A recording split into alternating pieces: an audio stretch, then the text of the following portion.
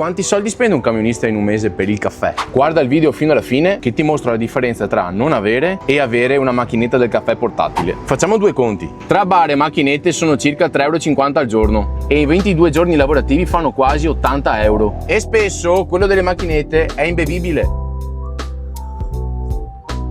Senza macchinetta sei schiavo del bar, a volte perdi tempo e se non c'è un bar resti senza. Invece io da più di un mese ho Mokout, la miglior macchinetta portatile in Italia, e vi dico la verità, non torno più indietro. Con capsule da 35 centesimi al posto di 80 ne spendo 20, massimo 30 euro al mese, e con caffè in polvere risparmio ancora di più. Con questo non vuol dire che non vado più in autogrill, ogni tanto anch'io mi fermo per sgranchirmi un po', ma la differenza è che ora io non dipendo più dal bar, il caffè ce l'ho sempre con me ovunque e soprattutto senza macchinetta spendi di più e una qualità più bassa, mentre con Mokout risparmi e bevi meglio. Come vi dicevo nello scorso video, non parliamo di una macchinetta che fa solo caffè. Con Mokout puoi farti anche il caffè macchiato, il cappuccino, perché è l'unica ad avere il montalatte, e volendo anche cioccolata o tè. Cosa volete di più?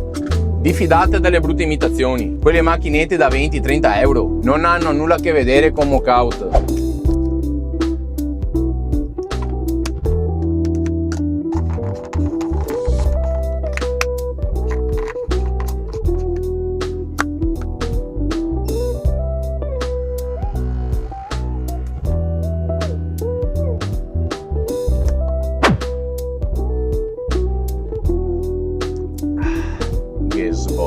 Cosa aspetti a prenderla? Usa il codice Patrick10 per avere il 10% di sconto. Trovi il link nella descrizione o qui sotto nei commenti. Se vuoi più info contattami in privato, che rispondo sempre. Ci vediamo al prossimo video, ciao!